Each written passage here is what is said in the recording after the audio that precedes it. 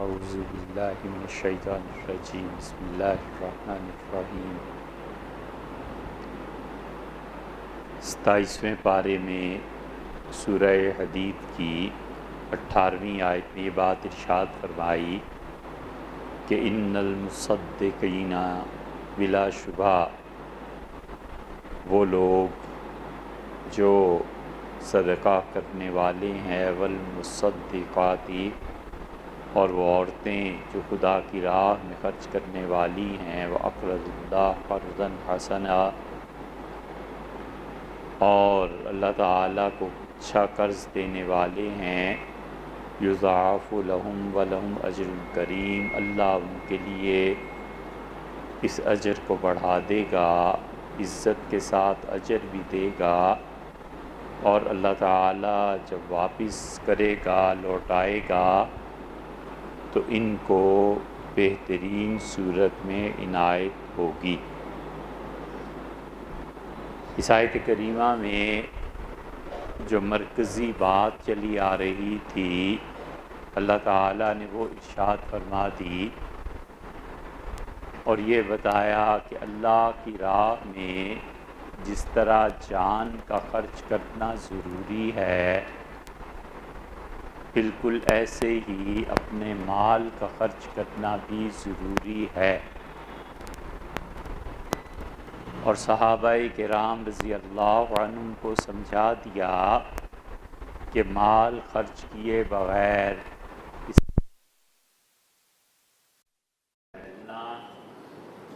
اور لوگوں کو دعوت دینا یہ بہت کٹھن مرحلہ بن جائے گا۔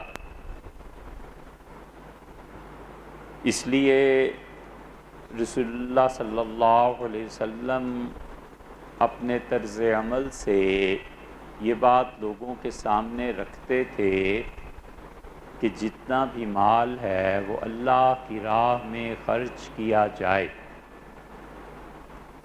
اور خاص طور پہ جب ہنگامی صورتحال پیش آئے تو پھر اس وقت اس صورتحال سے نمٹنے کے لیے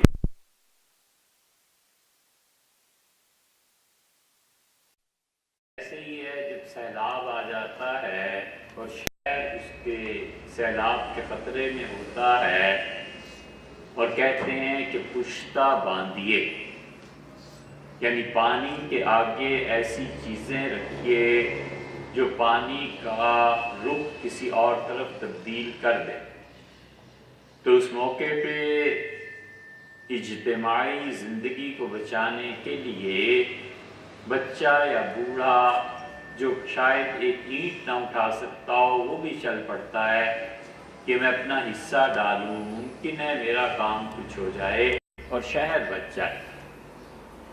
حضرت رسالت پناہ صلی اللہ علیہ وسلم کی زندگی میں 2 مواقع کم سے کم ایسے پیش آئے جب شدید ضرورت تھی، اور اس موقع میں سے ایک پہ تو آپ نے بالکل واضح طور پہ اپیل کی، اور دوسرے موقع پہ رسول اللہ صلی اللہ علیہ وسلم نے فرمایا تو کچھ نہیں، لیکن عملاً آپ نے لوگوں کے ذمے یہ چیز ڈال دی کہ وہ اپنے مال کو اللہ کی راہ میں نہ صرف یہ کہ خرچ کریں بلکہ جو کچھ ہے آدھے حصے سے دستبردار ہو جائیں اور آدھا حصہ دے دیں۔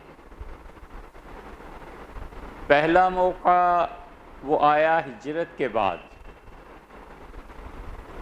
کہ سینکڑوں صحابہ کرام رضی اللہ عنہم ہجرت کر گئے، عورتیں بھی تھیں، بچے بھی تھے، جوان بھی تھے، بوڑھے بھی تھے، اور وہ لوگ بھی تھے جو بنیادی طور پر نہیں کما سکتے تھے اپنی جسمانی کمزوری کی وجہ سے۔ تو رسول اللہ صلی اللہ علیہ وسلم نے اس موقع پر اس حکمت عملی سے کام لیا کہ آپ نے بھائی چارہ کرا دیا، اخوت جسے کہتے ہیں وہ قائم کی، اور ایک ایک مہاجر صحابی رضی اللہ عنہ کو کسی نہ کسی کے ساتھ لگا دیا، فرمایا تم اس کے بھائی ہو، آپ اس کے بھائی ہیں، آپ اس کے بھائی ہیں، اور ان کے ساتھ نصف حصہ تقسیم کر لو، آدھا آدھا کر لو۔ اور اتنا جذبہ تھا یہ صحابہ کرام رضی اللہ عنہم میں کہ ان لوگوں کو اپنے گھروں میں اپنے ساتھ لے گئے اور اللہ نے اس کا اعتراف کیا ہے۔ اللہ نے فرمایا والذین آووا، اور جنہوں نے انہیں ٹھکانہ دیا، ایک جگہ فرمایا تبوأ الدار، اور انہیں اپنے گھروں میں جگہ دی۔ اللہ تعالیٰ نے بتایا ہے کہ قیامت میں اللہ ان انصار کے اجر کو ضائع نہیں کرے گا، اللہ ان کو بہت زیادہ اجر دے گا۔ اور اسی طرح حدیث میں بھی آیا کہ انصار نے مہاجرین صحابہ کرام رضی اللہ عنہ پہ اتنے احسانات کیے کہ یہ لوگ بالآخر رسول اللہ صلی اللہ علیہ وسلم کے پاس گئے اور کہا اللہ کے رسول، ہم ان کے احسانات کا شکریہ کیسے ادا کریں، اتنا کچھ انہوں نے ہمارے ساتھ نیکی اور بھلائی کا کام کیا ہے۔ تو آپ نے فرمایا تم ان کے لیے دعا مانگتے رہو اللہ سے۔ اور حقیقت یہ ہے کہ آدمی احسان کا بدلہ تو دیتا ہی ہے، لیکن دعا سے بڑا بدلہ کوئی نہیں دے سکتا۔ دعا جو مانگتا ہے تو گویا رب العالمین سے درخواست ہوتی ہے کہ اللہ اس نے مجھ پر جو کچھ خرچ کیا اور جو مجھ پہ احسان کیا، اب میں اتنا احسان تو کرنے سے رہا کر بھی نہیں سکتا، اے رب تو اس کی تلافی پوری کر دے، اور اس انسان نے جو کچھ کیا ہے بہتر سے بہتر چیز سے عنایت فرما۔ یہ وہ چیز ہے اللہ فرماتے ہیں جنہوں نے خرچ کیا ہے، مرد اور عورت، اور اللہ کی راہ میں خرچ کیا ہے، ہم ان کے لیے بہت بڑھا دیں گے۔ اللہ کا کہنا کہ بہت بڑھا دیں گے، پھر محاورے میں سمجھنے اور سمجھانے کے لیے ہے کہ اللہ تعالیٰ اسے 700 گنا کر دیں گے، 70 گنا کر دیں گے۔ حقیقت اس کی بھی یہی ہے کہ اللہ تعالیٰ بے حد و حساب ان لوگوں کو دیں گے، بے شمار اللہ ان لوگوں کو دے گا، اور ان لوگوں کے لیے خدا نے آخرت کے جو وعدے فرمائے ہیں اللہ اپنے وعدوں کو پورا کرے گا۔ اور اس کے ساتھ ساتھ یہ کہا کہ اجر کو کے بعد یہ بھی بتا دیا کہ جو ہم بدلہ دیں گے وہ نہایت عزت اور اعزاز کے ساتھ بدلہ دیں گے۔ اس لیے جو اکابر صحابہ کرام رضی اللہ عنہ جنہوں نے خرچ کیا ہے وہ بہت زیادہ خدا کے ہاں اجر پائیں۔ شاید اس موقع پہ ایک بات عرض کرنا بھی ضروری ہے کہ حضرت عبد الرحمن ابن عوف رضی اللہ عنہ کے متعلق لوگوں میں یہ ایک بات ہے کہ وہ کہتے ہیں کہ حضرت عبد الرحمن بن عوف رضی اللہ عنہ 500 سال کے بعد جنت میں جائیں گے باقی صحابہ کرام رضی اللہ عنہ کے مقابلے میں۔ اس پہ بعض روایات بھی لوگ لاتے ہیں، لیکن یہ بات دل کو لگتی نہیں۔ وجہ اس کی یہ ہے کہ خود عبد الرحمن رضی اللہ عنہ اتنے بڑے آدمی تھے کہ کوئی موقع ایسا نہیں ہے جس پہ وہ پیچھے رہے۔ انہوں نے اسلام کو قبول کیا، سابقون الاولون میں سے تھے، اور اس وقت اسلام کو قبول کیا جب اسلام کے ماننے والے چند ایک لوگ تھے۔ ان کے چچا انہیں الٹا لٹکا کے نیچے سے دھونی دیا کرتے تھے تاکہ یہ کسی طرح پھر جائے، لیکن عبد الرحمن رضی اللہ عنہ نے اسلام کو نہیں چھوڑا، پھر رسول اللہ صلی اللہ علیہ وسلم کے ساتھ رہے، صحابہ کرام رضی اللہ عنہ کے دست و بازو بن کے رہے، اسلام کی تحریک میں پوری طرح حصہ لیا، اور ہجرت کا جو موقع آیا ہے تو عبد الرحمن ابن عوف رضی اللہ عنہ ہجرت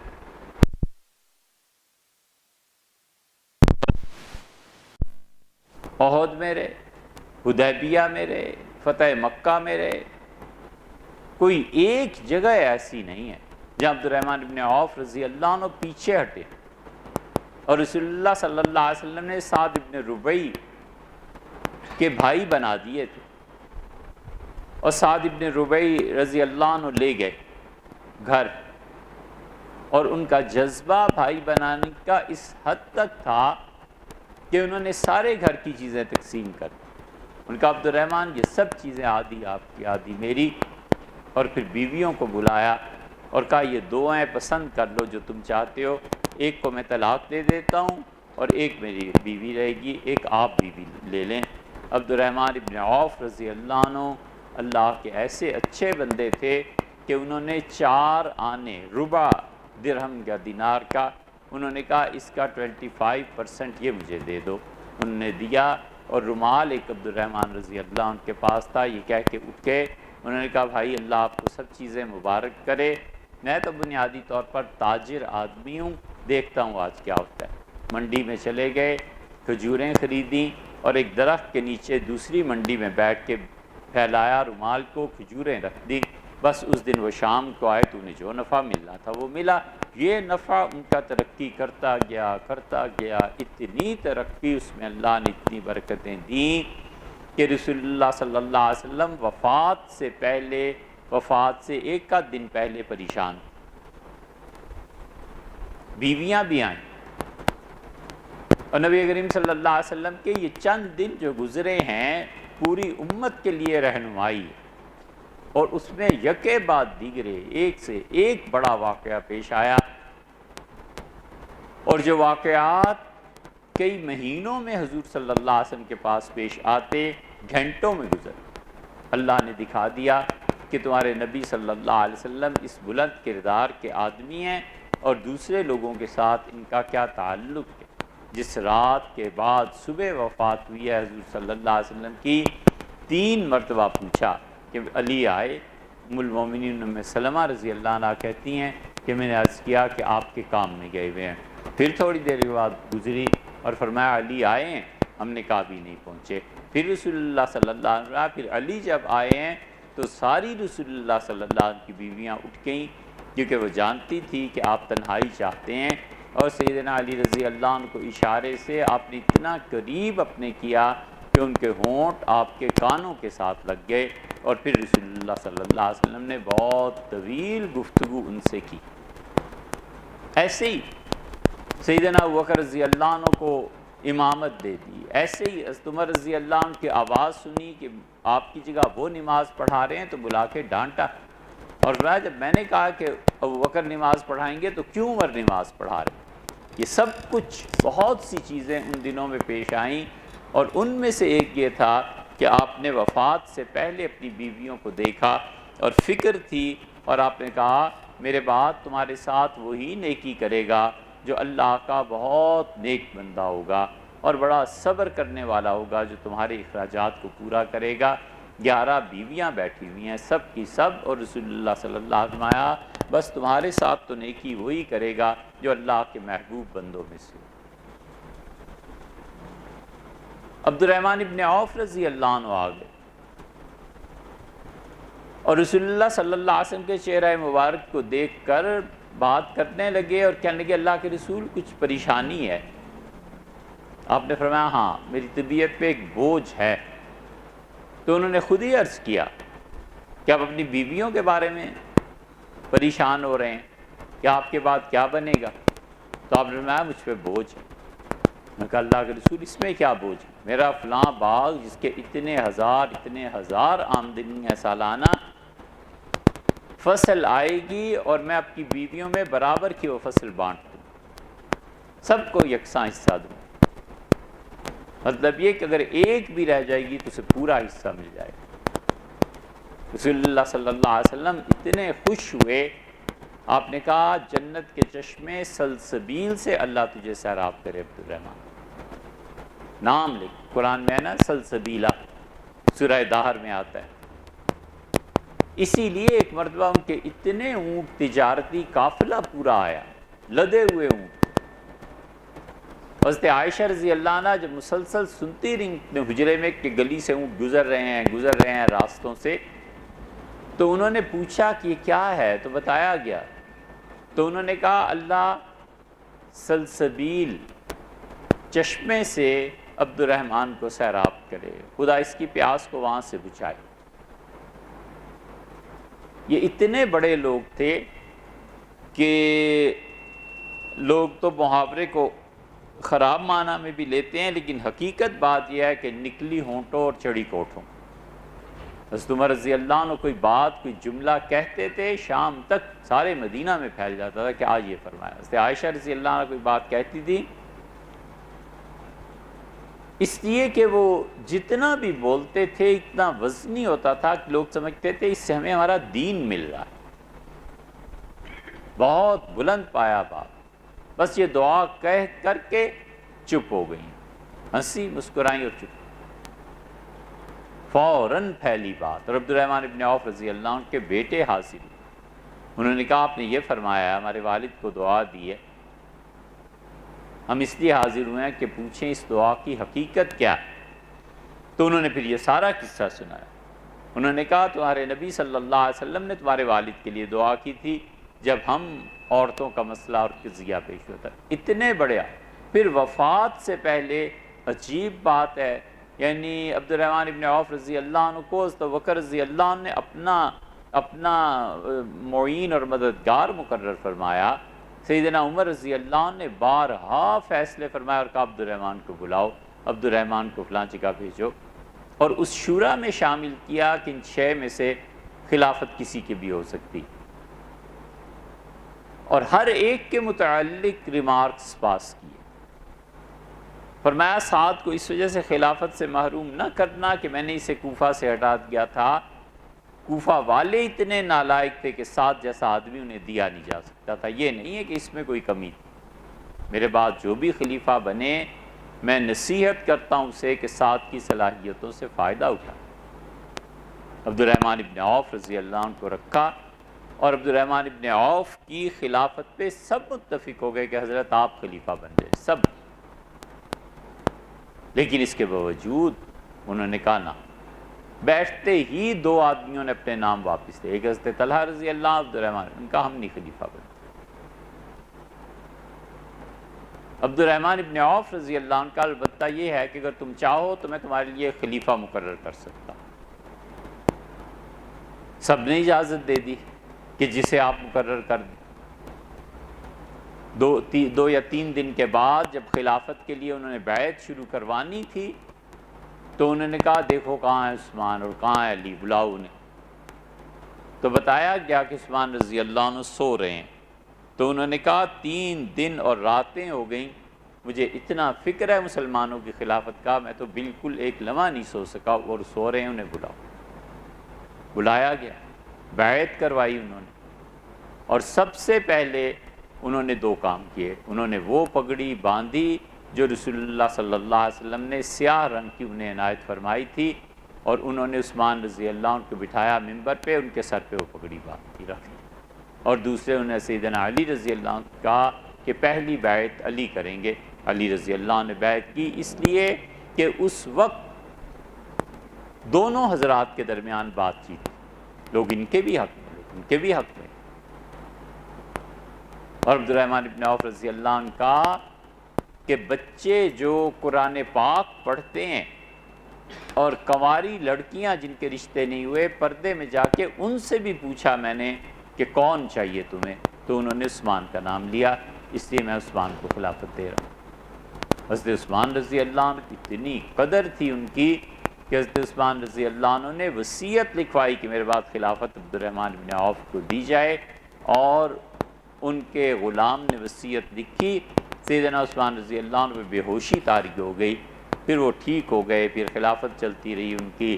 پھر ایک موقع پہ ان کے غلام نے بتایا یا سیکٹری نے کہ عبد الرحمن آپ کا نام حضرت نے لکھوایا تھا۔ تو گئے اور 2 نفل پڑھے رسول اللہ صلی اللہ علیہ وسلم کی قبر اور اس ممبر کے درمیان، ریاض الجنہ میں گویا، اور اٹھے اور دعا مانگی۔ انہوں نے کہا اللہ قبل اس کے کہ امیر المومنین خلافت مجھے دیں اور یہ خلافت مجھ تک پہنچے، اللہ اس بوجھ سے پہلے مجھے دنیا سے اٹھا۔ 6 مہینے کے اندر ان کا انتقال۔ اتنی ذمہ داری سمجھتے تھے امارت اور قیادت، اس لیے یہ جو بڑھ کے حصہ لیتے ہیں نا کہ اقتدار اور طاقت ہمیں ملے، انہیں پتہ نہیں ہے کہ جسے اقتدار اور طاقت ملے گی اس شخص کا حساب کیا ہوگا، اور اس شخص کے ساتھ پیش کیا۔ اتنے مناقب، حتیٰ کہ وفات سے پہلے غشی تاری، عورتیں رونا شروع ہو گئیں، مرد اٹھ کے تھوڑی دیر کے بعد ہوش میں آیا، فرمایا تم روتی ہو اس وجہ سے میرے لیے، اور کہا مت رو، میں بھی زندہ ہوں۔ اور کہا عجیب بات ہے، اس طرح آئے تھے فرشتے اور گفتگو کی، اور فرشتوں نے کہا کہ یہ ایسا آدمی ہے جس کی پیدائش سے بھی پہلے اس کی تقدیر میں اللہ نے لکھوایا تھا اللہ تعالیٰ نے کہ ایسے لوگ ماں کے پیٹ سے ہی نیکی اور سعادت کے ساتھ دنیا میں جاتے ہیں اور کوئی حساب نہیں۔ یہ سب چیزیں کس بنا پر آخر عبد الرحمن ابن عوف رضی اللہ عنہ 500 سال کے بعد جنت جائیں؟ کوئی سمجھ نہیں آتا۔ اسی لیے شیخ الاسلام ابن تیمیہ رحمۃ اللہ علیہ نے ان روایات پر تنقید کی ہے، اور انہوں نے لکھا ہے کہ عبد الرحمن ابن عوف رضی اللہ عنہ کے بڑے مناقب، کوئی موقع نہیں ہے جب وہ پیچھے رہے، کوئی موقع نہیں ہے جب انہوں نے اسلام کے لیے جان اور مال دونوں کی قربانی نہ دی۔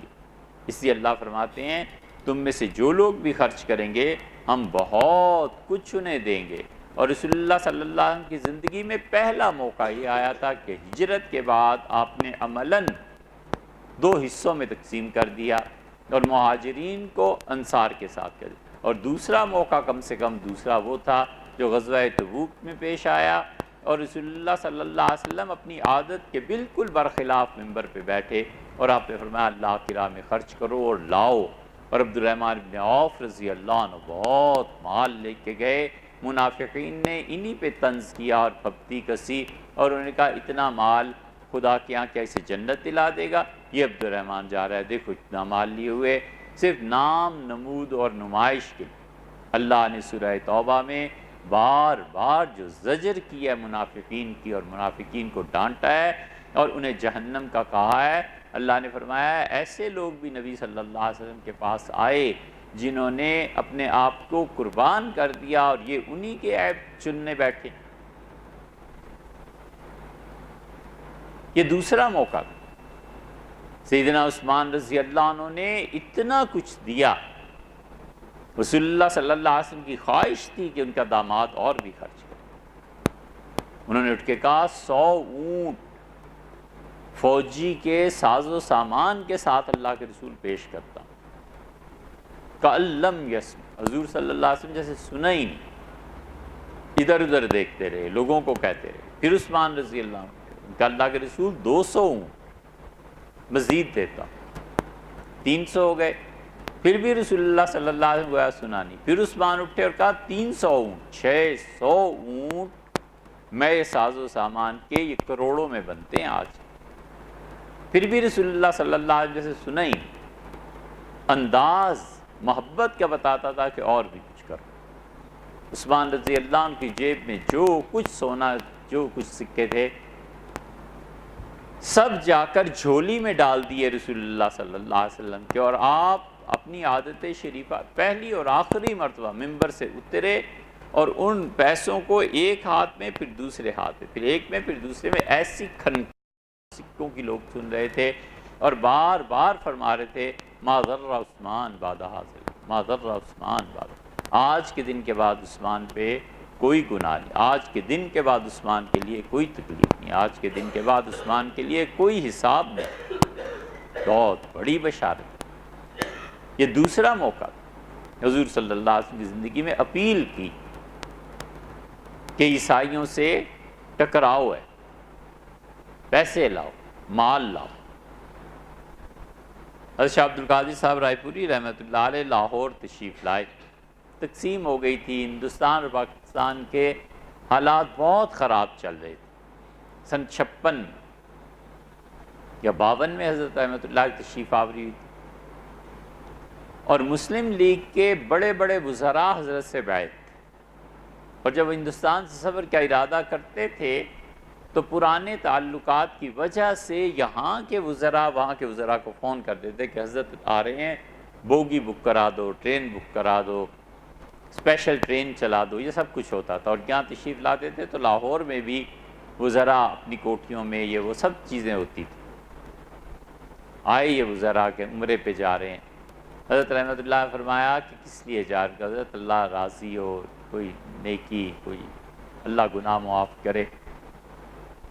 تو جتنے لوگ آئے تھے فرمایا یہ عمرے کرنے کی بجائے یہ پیسہ اپنے وزیروں کو دو، اور انہیں کہو کہ ملک نیا نیا بنا ہے، اس کے استحکام پہ خرچ کریں، اپنے ملک کو مضبوط بنائیں، ہندوستان سے تمہارا مقابلہ ہے اور تم عمرے پہ جا رہے ہو، یہ حکومت کے پاس پیسے نہیں ہیں، اسے دو۔ اور پھر حضرت رحمۃ اللہ علیہ ہنسے اور فرمایا جاؤ گے ضرور تم عمرے پہ، ہماری کون سمجھتا ہے اور کون مانتا ہے۔ یہی چیزیں ہوتی ہیں، یہ جتنی فلائٹس اور جتنی چیزیں فلائٹس چلتی ہیں اور جتنے یہ لوگ جاتے ہیں ہم کبھی سوچتے ہیں یہ کروڑوں اور اربوں روپیہ ہر سال لگتا ہے، اور کوئی سوچ نہیں آتی کہ یار ہم ایک اسکیم شروع کر دیں، 10 مکانات بنا دیں گے، بس زیادہ نہیں، 10 مکان بنا دیں گے، اور اپنے محلے میں جو کرائے پر رہتا ہے یقیناً ڈیزائر کرتے ہیں کہیں گے لو بیٹے یہ چابی لو، گھر سر چھپانے کی جگہ تمہاری، سر چھپانے کی جگہ بن جائے گی، اس کی معاشی ترقی میں اضافہ ہو جائے گا نا، کرایہ بچ جائے گا سود پہ۔ اور جب ہم یہ نہیں کرتے تو دوسری طرف کیا ہوتا ہے؟ دوسری طرف یہ ہوتا ہے کہ بچہ گریجویٹ کر کے کچھ پڑھ لکھ کے نکلا اور بینک نے آفر کی، اس نے کہا جناب گاڑی بھی حاضر ہے اور گھر بھی حاضر ہے، 27 لاکھ 30 لاکھ آپ گھر کے لیے لے لیں، 15 لاکھ آپ گاڑی کے لیے لے لیں، 40-50 لاکھ کا وہ 1 سال 2 سال میں مقروض ہو جاتا ہے، عمر بھر یہ سود بھی ادا کرتا رہتا ہے، عمر بھر بینک نے خرید لیا، غلام ہو گیا۔ یہ فرق پڑتا ہے ان کوتاہیوں سے، پر سمجھنا نہیں۔ وجہ اس کی یہ ہے کہ ادراک اور شعور کی سطح اتنی بلند ہے، شعور کی سطح بلند ہو جاتی ہے نا، پھر یہ ہوتا ہے۔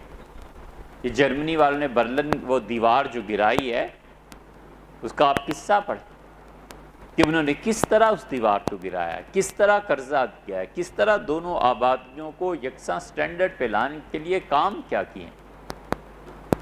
انہوں نے فیکٹریز میں فریج، ٹی وی، برتن، کیا کیا چیزیں بنوائی، اور بنوانے کے بعد دیوار توڑنے کے بعد جو فیملیز آئی ہیں انہیں پیسے دیے اپنے پاس سے کہ یہ لو پیسے اور ہمارے ملک سے خریداری کر دو۔ انہوں نے ان پیسوں سے غریب لوگوں نے چیزیں اپنے گھر کی خریدیں، وہی پیسہ تاجروں کے پاس آیا اور ٹیکس کی صورت میں گورنمنٹ کے پاس چلا گیا۔ یہ سب کچھ کیا ہے اس لیے کہ قومیں ایسے ہی تھوڑا کھڑا ہو جاتی ہیں، قوموں کے لیے بڑی قربانی دینی پڑتی ہے، بہت لمبے سٹیپس لینا پڑتے ہیں۔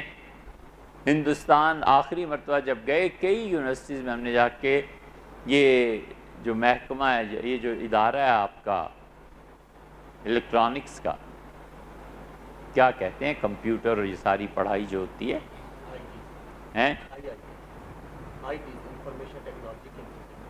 آئی ٹی، جو بھی ہے آئی ٹی ہے، جو بھی آپ اسے کہیں گے، جتنی دلی یونیورسٹی ہر جگہ، لکھنؤ میں جہاں بھی گئے لوگوں نے کہا یہ نہرو کو کریڈٹ چاہتا ہے۔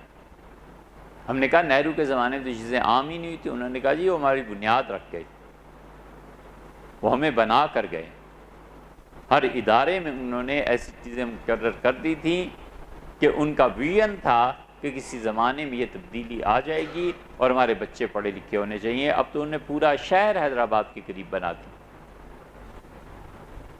رسول اللہ صلی اللہ علیہ وسلم نے بس اس موقع پہ اپیل کی کہ ہر کوئی اسی موقع پہ سیدنا ابوبکر رضی اللہ عنہ سارا سامان لے کے، اسی موقع پہ عمر رضی اللہ عنہ آدھا سامان لے کے، یہ سب کچھ اسی دور کے قصے ہیں۔ اس لیے اللہ کہتا ہے خرچ کرو۔ والذین آمنوا باللہ، اور وہ لوگ جو اللہ تعالیٰ پر ایمان لائے، وَرُسُلِهِ، اور اس کے رسولوں پر ایمان لائے۔ اللہ تعالیٰ نے اپنے پہ ایمان ضروری قرار دیا اور رسول ہی کہہ کے یہ بتا دیا کہ تمام انبیاء علیہ السلام پر ایمان لانا ضروری ہے۔ جس شخص کی نبوت چاہے صرف اس کا نام ہی کیوں نہ لیا ہو، اللہ نے یا رسول صلی اللہ علیہ وسلم نے نام لے کے ہی صرف بتا دیا ہو کہ یہ نبی ہے، ہر ایک کی نبوت کو ماننا ضروری ہے۔ اسی لیے چھٹے پارے میں آتا ہے، اللہ تعالیٰ نے ارشاد فرمایا بھئی اس دن وہ حوالہ ہم نے دیا تھا وہ اس آدمی کا جو اپنی شامت اعمال سے گر گیا، کہ 11ویں پارے میں آتا ہے، وہ 9ویں پارے میں آتا ہے۔ مثلہ کمثل الکلب جو ہے نا، وہ 9ویں پارے کی آیات ہیں، 11ویں کی نہیں۔ ایک اس کی بھی تصحیح کر لینا، بچے ہنسیں گے اس بات پہ کہ سلفیورک ایسڈ نہیں تھا، اس سے تو گندک بنتی ہے، وہ نائٹرک ایسڈ تھا۔ کیمسٹری میں نائٹرک ایسڈ تھا جسے انہوں نے روکا تھا، اورنگزیب رحمۃ اللہ علیہ۔ اس لیے اللہ تعالیٰ نے کئی نام لے کے بھی کسی کا کہہ دیا، کوئی تفصیل، وَالْيَسْعَ ذُوالْكِفْلِ، بس صرف نام ہے۔ اللہ نے کہا یسع ہمارے نبی تھے، ذوالکفل ہمارے نبی تھے علیہ الصلوۃ والسلام۔ کون تھے، کیا تھے، دنیا کے کس علاقے میں رہتے تھے، کہاں ان کی کچھ پتہ نہیں، صرف نام لیا ہے اللہ۔ ایسے انبیاء علیہ السلام بھی ہیں جن کی تفصیلات کے لیے پھر بائبل دیکھنا پڑتی ہے کہ بائبل میں ان کا نام آیا ہے تو وہ کیا، اور بائبل ظاہر ہے کہ کلی طور پہ تو مستند نہیں ہے، بعض اجزاء اس کے بالکل صحیح۔ حضرت یوسف علیہ السلام کا خواب آپ پڑھیے گا بائبل میں، ٹھیک جس طرح قرآن نے بیان کیا ہے ویسے ہی وہاں لکھا ہے، 99% وہی ہے۔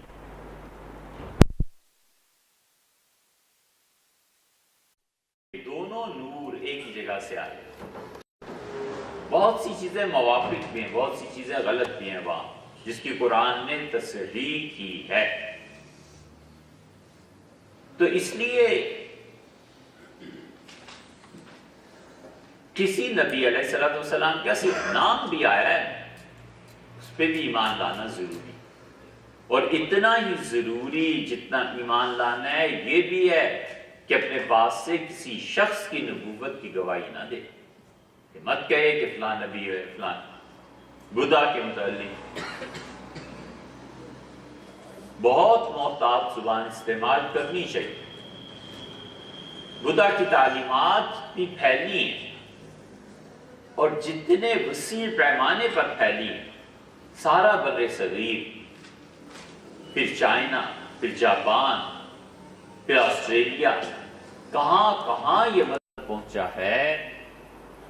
بظاہر ایسے لگتا ہے کہ ان کی تعلیمات میں اللہ تعالیٰ نے برکت دی ہو، انبیاء علیہ السلام کی تعلیمات میں برکتیں ہوتی ہیں اور کسی کا کلام، کسی کی چیزیں اتنی نہیں پھیلتی، تو بظاہر یہ ہے کہ ممکن ہے وہ نبی ہوں، لیکن یہ قطعاً کوئی یقین سے نہیں کہہ سکتا۔ اس لیے جنہوں نے ذوالکفل کے لفظ سے استدلال کیا ہے کہ ذوالکفل کفل والا، وہ کہتے ہیں کفل جو ہے یہ کپل وستو جہاں پر پیدا ہوئے تھے بدھا، تو کپل کو اللہ نے کفل کر کے استعمال کیا، لہٰذا وہ نبی تھے۔ یہ استدلال مکمل نہیں ہے، تام نہیں ہے، مضبوط نہیں ہے، اس میں ضعف بہرحال ہے، قطعاً یہ نہیں کہنا چاہیے، اس لیے کہ غیر نبی کو نبی ماننا اتنا ہی بڑا جرم ہے جتنا نبی کو غیر نبی ماننا، نہ پڑے اس میں۔ لیکن اللہ تعالیٰ نے جتنے بھی انبیاء علیہ السلام، اللہ کہتا ہے سب پہ والذین آمنوا باللہ، اور وہ لوگ جو اللہ تعالیٰ پر ایمان لائے، ورسلہ، اس کے رسولوں پر، اگر رسولوں پر ایمان نہ لائیں تو یہ بہت بڑا الزام اور عیب، معاذ اللہ، استغفر اللہ، خدا کی ذات میں ہوتا ہے کہ اللہ تو نے تو رسولوں کو بھیجا ہی نہیں، انبیاء علیہ السلام آئے نہیں، ہم تیری راہ کیسے تکتے، تجھ تک کیسے پہنچتے، کیسے پتہ چلتا کہ گائے حلال ہے اور سور حرام، کیسے پتہ چلتا کہ نکاح کے لیے کون سے رشتے درست ہیں اور کون سے رشتے غیر درست، پتہ ہی نہیں تھا اللہ کیا کرتے۔ اس لیے اللہ تعالیٰ نے ہر زمانے میں انبیاء علیہ السلام، اور جس زمانے میں خدا نے نہیں بھیجا جو فطرت کا زمانہ ہے، اس کے متعلق اکابر علماء نے لکھا ہے کہ فطرت کے زمانے میں جتنے لوگ بھی آئے اور نبوت کا پیغام ان کی اپنی زبان تک نہیں پہنچا، کم سے کم وہ جہنم میں نہیں جائیں گے۔ اور فطرت کے زمانے دو ہی گنتے ہیں، عیسیٰ علیہ السلام سے لے کے حضرت رسالت مآب صلی اللہ علیہ وسلم تک 600 سال یہ، اور ایک فطرت کا زمانہ گنتے ہیں کہ حضرت ادریس علیہ السلام سے لے کے نوح علیہ السلام تک، یا نوح علیہ السلام سے پہلے کا جو بھی نبی تھے علیہ السلام، کہتے ہیں کہ وہ زمانے فطرت کے تھے، اس زمانے میں نبوت دنیا میں نہیں آئی۔ ان دونوں فطرت کے زمانوں میں جتنے بھی لوگ تھے خدا ان سے حساب نہیں۔ حضرت رسالت مآب صلی اللہ علیہ وسلم کے دادا تک وہ دور چلا ہے، عبد المطلب، اور پھر وہ دور تھوڑا سا آگے آیا حضور صلی اللہ علیہ وسلم کی رسالت تک، حتیٰ کہ نبوت مل گئی تھی، پھر بھی 2-3 سال کے بعد رسالت ملی اور حکم ہوا کہ آپ اٹھیں اور لوگوں کو ڈرائیں۔ یہ 2-3 سال جو تھے، اس میں بھی جو لوگ دنیا سے گئے، ورقہ بن نوفل وغیرہ، ان کے متعلق تو خود رسول اللہ صلی اللہ علیہ وسلم نے گواہی دی، اور یہ قیامت تک کے لیے کلیہ قاعدہ ہے یہ واحد مسئلہ ہے. ہم نے عقیدے پہ 100 سے زیادہ بیانات ریکارڈ کروائیں کہ عقیدہ اللہ کی صفات کے بارے میں کیا ہونا چاہیے. ہم نے وہاں صراحت کی ہے کہ یہ واحد مسئلہ ایسا ہے جس میں ہم ماتریدیوں سے اشاعرہ کی طرف گئے، کیونکہ ماتریدی موقف یہ ہے کہ وہ کہتے ہیں کہ اللہ کو مانتا ہو. حضور صلی اللہ علیہ وسلم کا کسی نبی علیہ السلام کا پیغام پہنچا ہے یا نہیں پہنچا، وہ کہتے ہیں خدا کو ماننے کے لیے صرف اتنا سمپلی ماننا کہ کوئی سپر پاور، کوئی طاقت، کوئی ہستی ہے، وہ کہتے ہیں بس اتنا مانتا ہو پھر نجات ہوگی. کیونکہ وہ کہتے ہیں کہ اللہ کی معرفت بر بنائے عقل ہے، کہ آدمی خود بھی تو غور کرے نا یہ کائنات کیسے چل رہی ہے. اشاعرہ کہتے ہیں کہ اللہ کی معرفت بر بنائے رسالت، کہ رسول بتائے. یہ واحد مسئلہ ہے جس میں ہم نے اشاعرہ کی طرف گئے ہیں ماتریدیہ کے مقابلے میں. باقی سارے مسائل تقریباً ایسے ہیں یا یقیناً ایسے ہیں جن میں ہم نے ان بیانات میں ماتریدیہ کی حمایت کی ہے اور ماتریدیہ ہی کے موقف کو اختیار کیا ہے. اس لیے تمام انبیاء علیہ الصلوۃ والسلام پر، رسولوں پر ایمان لائے، وگرنہ اللہ کے لیے یہ ثابت کرے گا کہ خدا نے ایک طرف رسول نہیں بھیجے اور دوسری طرف لوگوں کو جہنم میں ڈال دیا. یہ خود بخود ثابت ہوتا. اس لیے علم کلام اور عقیدہ، اور پھر عقیدے میں ایک چھوٹی سی بات سمجھنی چاہیے. دیکھو یہ بڑا ایک دائرہ ہے، ایک بڑا دائرہ ہے. فرض کر لیں اس دائرے کے باہر کفر ہے اور اندر اسلام ہے. باہر یہودی ہیں، عیسائی ہیں، کوئی ہے، باہر ہے. اس دائرے کے اندر وہ تمام فرقے ہیں جو مسلمان ہونے کا دعویٰ کرتے ہیں. یہ الگ بات ہے کہ آپ انہیں کہیں یا نہ کہیں. اس دائرے کے اندر مسلمان ہونے کا جو دعویٰ کرتے ہیں اور مسلمات سے انکار کرتے ہیں، یقیناً وہ دائرے سے خود بخود باہر نکل جائیں گے. مثلا ایک آدمی کہتا ہے اللہ ہی نہیں ہے، اب اس دائرے کے اندر کہاں ہے؟ وہ باہر ہے. ایک آدمی کہتا ہے قرآن پاک خدا کی کتاب نہیں ہے، استغفر اللہ، حضور صلی اللہ علیہ وسلم اپنے بات سے گھڑ لی تو خود بخود ہی اس دائرے سے نکل گیا. اس دائرے کے اندر جتنے بھی مسلمان ہونے کے مدعی ہیں، نبوت کے قائل ہیں، تو خود بخود ہی اس دائرے سے باہر نکل گیا. اس دائرے کے اندر جو لوگ اپنے آپ کو مسلمان کہتے ہیں اور ان کی کوئی عقیدہ اسلام سے نہیں ٹکراتا، تو پھر وہ اس دائرے کے اندر ہوتے ہوئے مسلمان ہیں. اس دائرے کے اندر ایک اور چھوٹا دائرہ ہے. وہ چھوٹے دائرے میں سمجھیے اس کے اندر اہل السنہ ہے. یہ اہل السنت والجماعت ایک دائرے کے اندر ہیں. اس دائرے سے باہر نکلیں تو اور بھی ہیں جو اہل السنہ نہیں ہیں. وہ اپنے آپ کو اہل سنت کہتے ہی نہیں. وہ عقیدے میں بدعات کے مرتکب ہیں، نئی سے نئی چیزوں کے مرتکب ہیں. اور اس دائرے سے باہر نکل جائیں تو کفر ہے. اس دائرے کے اندر آئیں گے تو مسلمان ہیں، اور مسلمانوں کے دائرے سے بھی پھر چھنائی ہوگی، اندر آئیں گے تو یہ اہل سنت ہے. یہ ترتیب. اب اس بڑے دائرے کے اندر اور اس چھوٹے دائرے کے باہر جو لوگ کھڑے ہیں کون ہیں؟ ان میں بہت سے لوگ اہل تشیع میں. ہر شیعہ کافر نہیں، ہر شیعہ کو کافر کہا بھی نہیں جا سکتا. آپ کے اکابر اسی کے قائل. ابھی مفتی رفیع عثمانی صاحب کے فتاویٰ چھپ کے آئے ہیں، اور مفتی صاحب نے اس میں صراحتاً لکھا ہے کہ شیعہ کا ذبیحہ جائز ہے اگر اس کے عقیدے کفر تک نہیں پہنچے. یہ تو بھی زندہ ہیں. اس لیے جتنے یہ نعرے لگاتے رہے نا، کافر کافر، شیعہ کافر، جو نہ بولے وہ بھی کافر، جو نہ مانے وہ بھی کافر، یہ سارے نعرے ہم اس وقت بھی کہتے تھے کہ اللہ کے بندو ہوش کرو، کرنے کیا چلے. اس دائرے میں وہ شیعہ شامل ہیں جو مسلمان تو ہیں لیکن اہل السنہ میں نہیں. مثلا وہ یہ کہتا ہے کہ سیدنا علی رضی اللہ عنہ سب سے افضل تھے سارے صحابہ کرام رضی اللہ عنہ. ہم کہتے ہیں نہیں، چوتھے نمبر پہ تھے ہمارا عقیدہ یہ، وہ اس دائرے میں کھڑا ہو کر کہتا ہے کہ جادو کچھ نہیں ہے۔ یہ عجیب بات ہے، جتنے جادو ٹونا تعویذ، یہ شاہ اور فلانا شاہ اور فلانا شاہ، ان کے ناموں کے ساتھ یہ لکھا ہوتا ہے جعفری اور کون، اور حقیقت میں شیعہ کا عقیدہ یہ ہے کہ جادو نام کی کوئی چیز ہوتی ہی نہیں، نہ کسی پہ چلتا ہے۔ یہ ان کے عقائد کی کتابوں میں لکھا ہے۔ اگر کوئی شیعہ یہ کہتا ہے کہ نہیں تو اسے خود اپنے عقیدے کی خبر نہیں۔ اس لیے کئی ایک عامل یہ وہ، ہم نے کہا حضرت آپ کے تو عقیدے میں یہ ہے ہی نہیں، آپ کو ہم کہا آپ نے کون سی کتاب عقیدے کی اپنی پڑھی؟ تو ایک کتاب کا نام نہیں لے سکے۔ بڑے مجتہد ہمارے دور کے سرگودا کے غلام حسین نجفی ہیں، ہم ان کی خدمت میں حاضر ہوئے۔ ان کی لائبریری بہت شاندار لائبریری، کچھ چاہیے تھی کتابیں، تو ہم نے ان سے عرض کیا کہ حضرت آپ کے ہاں عقیدے میں جادو، ان کا کوئی جادو نہیں ہوتا، سب غلط۔ خود انہوں نے فرمایا۔ اس لیے وہ جو شیعہ کہتا ہے جادو ہے ہی نہیں، ہم کہتے ہیں آپ اہل سنت کے دائرے سے باہر ہیں، لیکن آپ کا جادو کا نہ ماننا آپ کو اس بڑے دائرے سے باہر نہیں کرتا جو کفر ہے۔ سیدنا علی رضی اللہ عنہ سب سے افضل ہیں، جادو نہیں ہے۔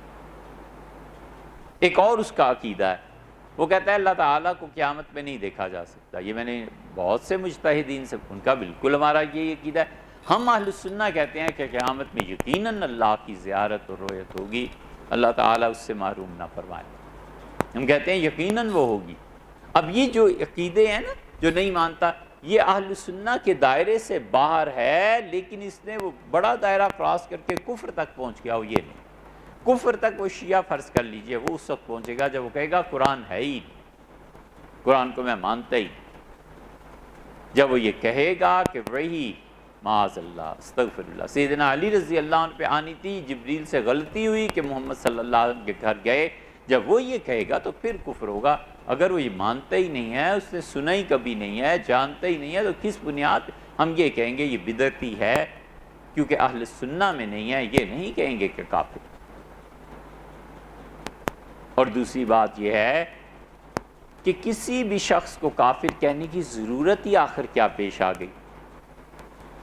آدمی بڑی آسانی سے کہہ سکتا ہے کہ جاؤ یار مفتیوں سے پوچھو، علماء سے تحقیق کرو، مجھے نہیں پتا، مجھے کچھ نہیں کہنا، بس جاؤ علماء سے پوچھو، وہ دے فتویٰ کو۔ اس لیے اللہ کہتا ہے ایمان لاؤ اس کے تمام رسولوں پر، اولئک هم الصدیقون، اور یہ جو لوگ ہیں اللہ اور اس کے تمام رسولوں پر علیہم السلام ایمان لانے والے، یہ صدیق ہیں۔ والشہداء عند ربہم، اپنے پروردگار کے ہاں یہ گواہ ہیں۔ دو لفظ استعمال فرمائے، ایک صدیق اور ایک شہید۔ صدیق اصل میں شہید سے بھی کہیں اوپر کا رتبہ ہے۔ صدیق وہ ہے جس کی فکر اتنی گہری ہوتی ہے کہ اس چراغ کو محض آگ دکھانے کی ضرورت ہے۔ سیدنا ابوبکر رضی اللہ عنہ کی پیاس عروج پر تھی۔ حضرت رسالت پناہ صلی اللہ علیہ وسلم نے اسلام کا کہا، نبوت کا اعلان فرمایا، اور بغیر کسی کی دعوت کے حضرت ابوبکر رضی اللہ عنہ مسلمان ہوئے۔ کہ سوچنے کی بات ہے، ابوبکر رضی اللہ عنہ کسی نے دعوت نہیں دی جا کے، حضور صلی اللہ علیہ وسلم نے صرف بتایا تھا کہ خدا نے رسالت عنایت فرمائی ہے۔ انہوں نے کہا اللہ کے رسول بالکل ٹھیک ہے، آپ خدا کے رسول۔ ابوبکر رضی اللہ عنہ دعوت پہ مسلمان نہیں ہوئے۔ وہ اپنی فکر کے اعتبار سے اتنے بڑے آدمی تھے کہ جانتے تھے کیا ہونا ہے اور کیا ہو سکتا ہے۔ خلافت سنبھالتے ہی انہوں نے 3 اتنے بڑے کام کیے کہ اگر وہ نہ کرتے، ابو ہریرہ رضی اللہ عنہ کہا کہ اگر ابو بکر نہ کام کرتے تو اس زمین پہ خدا کی عبادت نہ ہوتی، اور ابو بکر نہ ہوتے تو نماز بھی نہ پڑھی جاتی۔ سیدنا ابو بکر رضی اللہ عنہ ریاست کی تشکیل کرتے، بہت بڑا کارنامہ۔ سیدنا ابو بکر رضی اللہ عنہ نے معاشرے کی دوسرا کارنامہ یہ کیا کہ وہ سطح قائم رکھی جس سطح پہ رسول اللہ صلی اللہ علیہ وسلم چھوڑ کے گئے. اور تیسرا بڑا کام انہوں نے یہ کیا کہ انہوں نے ریاست کے قیام اس سطح کے ارتفاع کے ساتھ ساتھ بیرونی خطرات سے ٹکر لے لی تاکہ کسی بھی طرح لوگ یہ نہ کہنے پائیں کہ وہ مسلمانوں کی سیاست اور ان چیزوں کو کچھ بھی نہیں. اندرونی اور بیرونی دونوں خطرات سے نپٹنا یہ انہی کی شان. اس لیے صدیق دن میں 100 بار شہید ہوتا ہے. شہید تو ایک جان دی بس اللہ کی راہ میں ختم ہوئی بات. وہ تو 100 بار مرتا ہے, اس تو روز سوچنا پڑتا ہے کہ کیا کرنا ہے اور کیا نہیں کرنا. اللہ کہتے ہیں یہ لوگ ہمارے ہاں صدیق ہیں والشہداء عند ربہم, اور اپنے پروردگار کے نزدیک گواہ ہیں. اللہ کے ہاں بہت سی چیزیں گواہی دیں گے. انسان کے ہاتھ پاؤں گواہی دیں گے, اور انسان تعجب سے پوچھے گا کہ تم کیسے بول پڑے. مثلا انسان کا پاؤں گواہی دے گا کہ یہ چلا ہے. حضور اقدس صلی اللہ علیہ وسلم نے فرمایا قیامت کے قرب میں انسان کے جوتے کا تسمہ اسے بتائے گا کہ اس کے بعد گھر میں کیا ہوتا رہا. اب یہ آسان ہے سمجھنا. ٹیکنالوجی جس حساب سے ترقی کر رہی ہے, ممکن ہے کبھی ایسے تسمے آئیں اور ان میں کیا چیزیں ہوں. وہ تو آ گئے نا کہ گاڑی میں آفس سے نکلے اور پریس کیا تو گھر میں گیزر آن ہو گیا, 15 منٹ میں گھر پہنچے تو پانی گرم تھا. یہ چیزیں اب عام ہوتی جا رہی.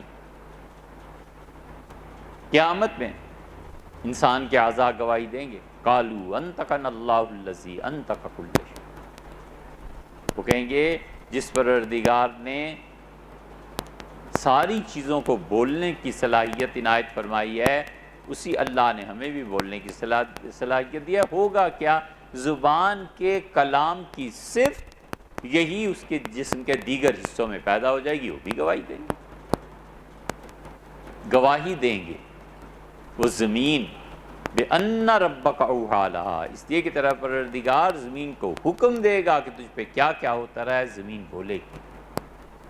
سیدنا علی رضی اللہ عنہ نے خزانے کو خالی کروایا, جھاڑو پھروایا اور 2 رکعتیں پڑھی اور کہا زمین اس بات پہ گواہ رہنا کہ تجھ پہ کسی نے سجدہ نہیں کیا اور علی نے سجدہ کیا. یہ آخرت کی فکر کی, ایسے سوچتے تھے. پھر ایک مرتبہ ایسے ہی کیا اور کہا زمین گواہ رہنا کہ تجھ پہ پیسے کی وجہ سے کوئی امکان کسی کے سجدے کا نہیں ہے, میں نے اللہ کے لیے سجدہ کیا. یہ سوچ ہے کہ اللہ کے ساتھ کیسے تعلق اور ارتباط قائم ہو. یہ زمین شہادت دے گی, قرآن خود کہتا ہے. انسان ایک دوسرے کے بارے میں گواہی دیں گے, شہادتیں ہوں گی. یہ امت مجموعی اعتبار سے شہادت دے گی دوسری امتوں پہ. نوح علیہ السلام کو لایا جائے گا اور ان کی قوم کو بھی. اور صحیح بخاری میں آتا ہے کہ نوح علیہ السلام اپنی قوم کا کہیں گے تو اللہ تعالیٰ فرمائیں گے انصاف کا دن ہے, قوم انکاری ہو جائے گی. وہ کہیں گے نوح علیہ السلام نے پیغام ہی نہیں پہنچایا.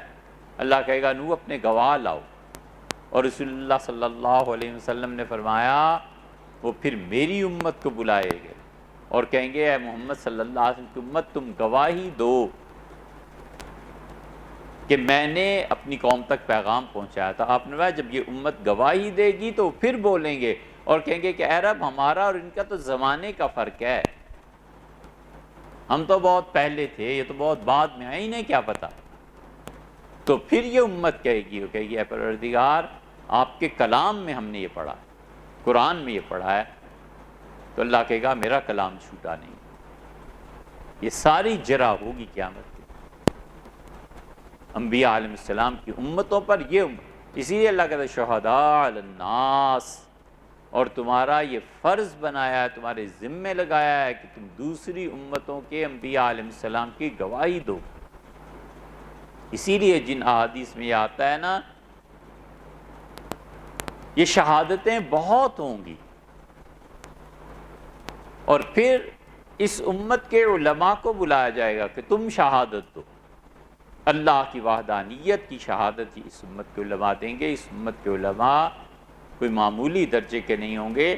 اللہ قیامت کے دن اپنے فیصلوں پر انہیں گواہ بنائے گا کہ ان سے پوچھو، یہ گواہ۔ شاہد اللہ انہ لا الہ الا ہو، قسم کھاتا ہے اللہ کہ اس کے علاوہ کائنات میں کوئی فرما روا، کوئی حاکم اور مالک نہیں ہے۔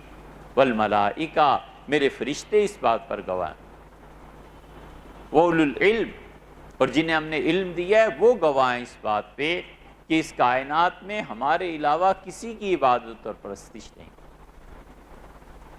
قائمًا بالقسط، انصاف کے ساتھ گواہی دیں گے اس امت۔ اسی لیے رسول اللہ صلی اللہ علیہ وسلم فرمایا میری امت میں وہ آدمی جس نے علم حاصل کیا اور پھر اس پہ عمل کیا، قیامت کے دن 300 آدمیوں کے متعلق کہا جائے گا کہ یہ 300 جہنم میں جانے والے ہیں، تم چاہو تو ان کی شفاعت کرو اور تمہاری شفاعت سنی جائے گی۔ وہ 300 آدمیوں کو اپنے ساتھ جنت میں لے جائے گا، کیونکہ خدا خود اپنی توحید پہ علماء کو گواہ بنا۔ اتنا شان اور رتبہ ہے۔ اسی لیے جن احادیث میں آیا ہے نا، حضور صلی اللہ علیہ وسلم نے فرمایا کہ جو یہ کام کرے گا وہ قیامت میں شہداء میں نہیں کھڑا کیا جائے گا، جو یہ کام کرے گا اسے شہداء کی فہرست میں شامل نہیں کریں گے۔ وہ ڈرانے ہی کے لیے بتایا کہ دیکھو قیامت میں کچھ لوگوں کو اللہ گواہ کے طور پہ، ظاہر ہے کہ جو آدمی ہم دنیا کی عدالت میں دیکھ رہے ہیں نا، ہم جس کو اپنے مقدمے میں گواہ کے لیے لے کے جاتے ہیں، گاڑی پہ لاتے ہیں، لے جاتے ہیں، عزت کرتے ہیں، اس کے ممنون ہوتے ہیں کہ میرے مقدمے میں آپ نے میرے حق میں گواہی دی، بڑی مہربانی آپ۔ اللہ اپنے مقدمات میں جن کو گواہ بنائے گا ان کی عزت اور توقیر میں کوئی کمی ہو، یہ سب چیزیں۔ اسی لیے رسول اللہ صلی اللہ علیہ وسلم نے آخری حج میں اشارہ فرمایا اور کہا لوگوں میں نے بلغت، میں نے پہنچا دیا کلام تم تک، اور پھر میں اللہم اشہد، اللہ آپ گواہ رہیے میں نے اپنی طرف سے پیغام دے دیا، اللہ آپ گواہ رہیے جو رسالت کا منصب، میرے کام کے جو تقاضے تھے میں نے پورے کر دیے ہیں، ان کو خدایا تیرا دین پہنچا دیا۔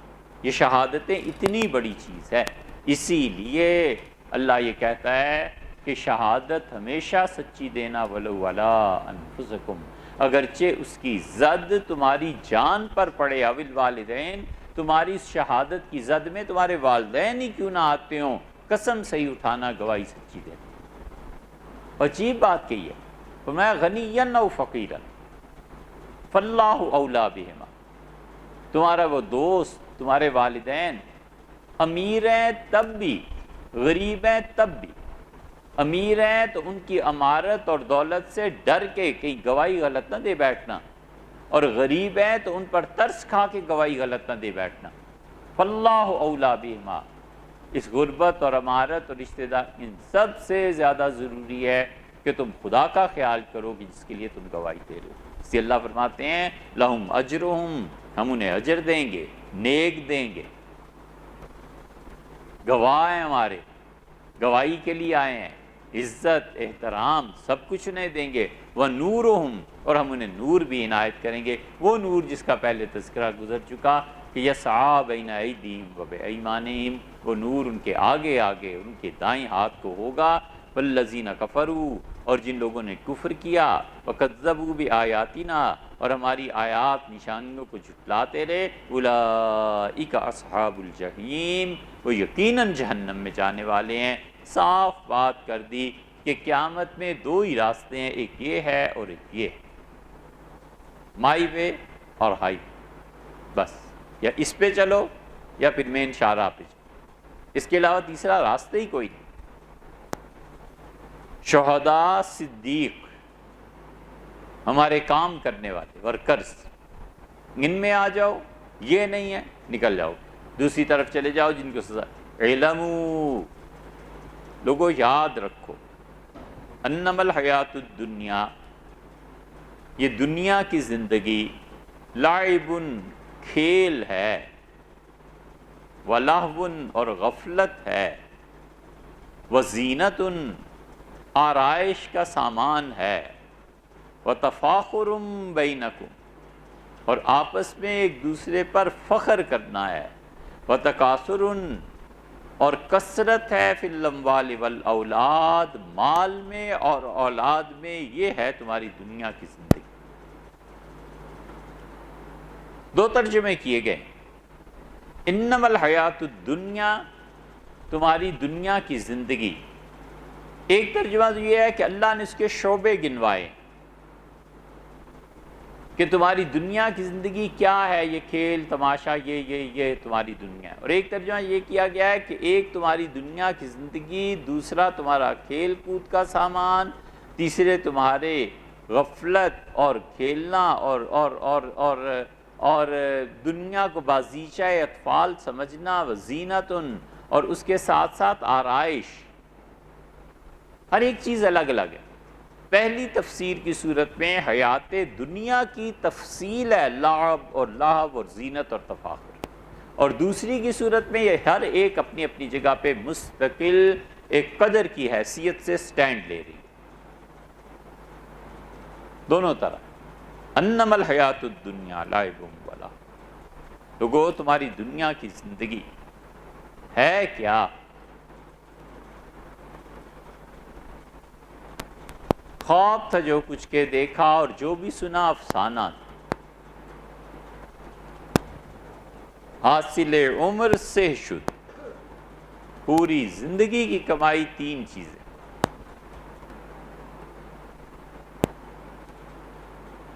خام شدم، را میٹیریل تھا، کچھ نہیں، پختہ شوم، جب جیا تو وہ خام مال پختہ ہو گیا، سوختم اور چل گیا، ختم۔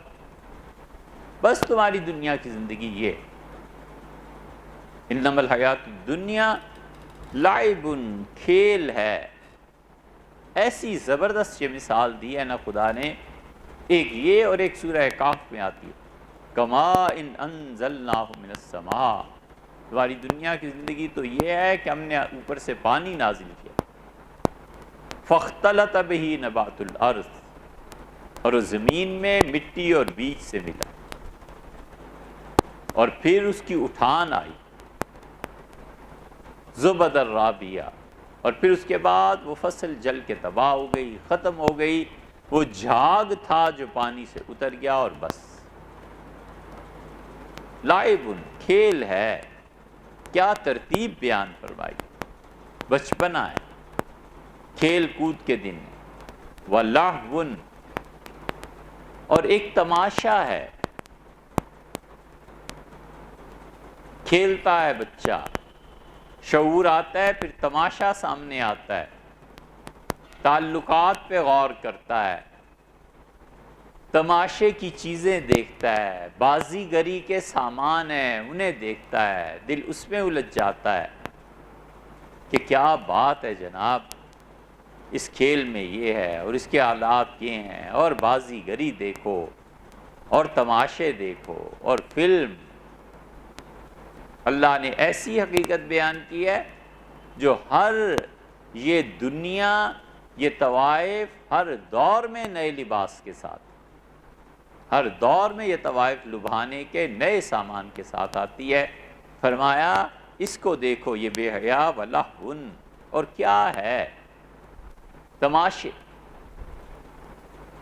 اس تماشے پہ جا رہا ہے، وہ تماشا دیکھ رہا ہے، اور جو بڑا تماشا اور اس بڑے تماشے کا خود کردار اس کو آئینے میں نہیں دیکھتا کہ میں کیا تماشا کر رہا ہوں، میں بھی تو اس اسٹیج پہ ہوں، میں کیا کر رہا ہوں۔ وزینتن، پھر اور بڑا ہوتا ہے، پھر زیبائش اور آرائش کی سوجتی ہے، کیا مجال ہے جو ایک بال ہوا اڑا دے، اور کیا مجال ہے جو بالوں کی اور مانگ کی بناوٹ میں فرق پڑ جائے، گھنٹہ گھنٹہ کھڑا ہے آئینے کے سامنے، کوئی کیا کہے کہ کیا دیکھے، تمثال آئینہ ہوں مگر اتنا ہوں ناقبول، منہ دیکھ لے وہ جس کے مجھے روبرو ہے۔ زینت، سب زیبائش ہے، آرائش ہے، ہاتھوں کے لیے الگ کریم ہے، پاؤں کے لیے الگ کریم ہے، فیشل فیس اس کو الگ طریقے سے بنانا ہے، چشمہ ایسے ہونا چاہیے، اوفو پینٹ کی کریز خراب، توبہ توبہ، طلاق دے بیٹھے اگر پینٹ کی کریز خراب ہو جائے۔ وزینتن، اور لوگوں تمہاری دنیا کی زندگی یہ بس آرائش کا سامان ہے۔ جوانی ایسے ہی ہوتی ہے، گاڑی A1، جتنی دیر بیٹھے رہے کہیں گاڑی ٹچ نہ ہو جائے، داغ نہ لگ جائے، نئے ماڈل کی گاڑی، یہ سب کیا ہے؟ اللہ کہتا ہے یہ تمہاری آرائش کے سامان ہے۔ وَتَفَاخُرٌ بَيْنَكُمْ، اور آپس میں پھر فخر کرنا، آپ کس یونیورسٹی میں پڑھے اور میں کس یونیورسٹی میں پڑھا، اور آپ کے پاس کون سی ڈگری اور میرے پاس کون سی ڈگری۔ اس مرتبہ جو کرولا یار ابھی لی ہے، یہ تفاخرن، یہ ہے آپس کے فخر کا سامان، تم یہ کرتے ہو۔ وَتَكَاثُرٌ، اور پھر عمر ڈھلتی ہے، شادی ہو گئی، بچے ہو گئے، اب بچوں کی ذمہ داری آن پڑی۔ وَتَكَاثُرٌ فِي الْأَمْوَالِ وَالْأَوْلَادِ، اور پھر تم بھاگ پڑتے ہو کہ مال زیادہ جمع ہو جائے، اور بھاگتے ہو کہ اولاد زیادہ ہونی چاہیے۔ یہ ہے تمہاری دنیا، یہ ہے تمہاری زندگی۔ دنیا کا کوئی بھی ادب اس سے بہتر مثال پیش کر سکتا ہے جو اللہ نے چند لفظوں میں یہاں ارشاد فرمایا یہ ہے تمہاری زندگی، بس زندگی بھر یہی کرتے رہے، انجام کیا نکلا؟ ایک تفسیر۔ دوسری تفسیر، انما الحیات الدنیا، لوگوں یہ جو تمہاری دنیا کی زندگی ہے نا، اس میں مجموعی اعتبار سے یہ سب چیزیں جو شامل ہیں پڑھی گئیں، ایک تفسیر، اور ایک یہ کہ یہ جو تمہاری مجموعی اعتبار سے زندگی ہے اس میں یہ چیزیں ہیں، اور اچھی بھی ہیں بری بھی ہیں۔ کوئی آدمی اگر کھیلتا ہے خدا کے سارے احکامات کو پورے کرنے کے باوجود تو ٹھیک ہے، کوئی حرج نہیں ہے، ورزش ہے، ایکسرسائز ہے، کھیلنا ہے۔ بیہقی میں روایت آئی ہے، حضرت رسالت پناہ صلی اللہ علیہ وسلم نے فرمایا لوگوں کو کھیلنے سے منع نہ کرو، ایسے نہ ہو کہ لوگ یہ کہیں کہ محمد صلی اللہ علیہ وسلم کا دین اتنا تنگ ہے۔ اس روایت کو فتاویٰ کی صورت میں احمد رضا خان صاحب فتاویٰ رضویہ میں لائے۔ اب یہ دنیا کی زندگی میں اچھے اور برے پہلو آ گئے۔ پہلے تو دنیا کی زندگی پوری، ایک تفسیر۔ دوسری تفسیر یہ کہ تمہاری دنیا کی زندگی میں یہ چیزیں ہیں جن کے اچھے پہلو بھی ہیں اور برے پہلو بھی۔ لاہو، چیزوں کے ساتھ تعلق، دلچسپی، زینت، زینت، زیبائش، آرائش۔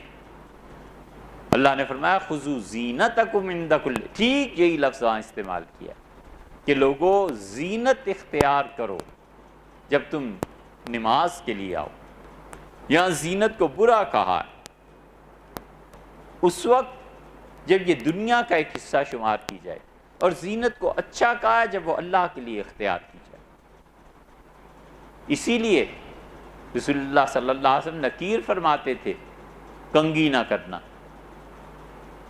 بہت نکیر فرماتے تھے، بہت ناراض ہوتے تھے۔ ایک آدمی آیا بغیر کنگھی کیے، لمبے بال تھے، اس کے پیچھے ہٹ گئے۔ اس کا اللہ کے رسول کیا ہوا؟ آپ نے میں سمجھا کوئی جن آ گیا، ہاتھ نہیں ملایا، میں سمجھا کوئی جن آ گیا۔ بال جو بکھرے ہوئے ہیں، داڑھی جو بکھری ہوئی ہو، تو کیا وہ صورت پیش کر رہا ہے؟ اس لیے ایک آدمی کو پیسے دیے، فرمایا کنگھی کیا کرو۔ اس کا اللہ کے رسول ہیں، فرمایا پھر خرچ کیوں نہیں کرتے؟ میں کنگھی لو۔ خوشبو بہت استعمال، اتنی حضور صلی اللہ علیہ وسلم خوشبو استعمال کرتے تھے کہ جس راستے سے گزر جاتے تھے، ابن مسعود رضی اللہ عنہ کہتے ہیں ہم اس راستے میں خوشبو سے تلاش کر لیتے تھے کہ وہ خوشبو جب ہم سونگھتے تھے تو ہم سمجھتے تھے کہ ابھی حضرت یہاں سے گزرے، ابھی یہاں سے تشریف لے گئے ہیں، یہ خوشبو انہی کے استعمال۔ بہت سی چیز، سواریوں کے لیے گھوڑے بکنے آتے تھے، سب سے اچھی سواری رسول اللہ صلی اللہ علیہ وسلم اپنی سب سے اچھا گھوڑا پسند کرتے.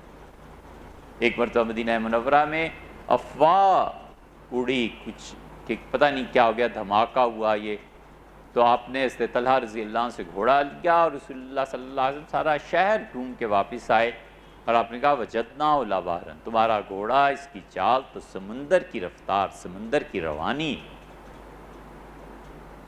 ترجمہ کیا کرتے ہیں ہم نے تمہارے گھوڑے کو سمندر پایا. نہ لکھنے والا شاید سمجھے اور نہ پڑھنے والا سمجھے.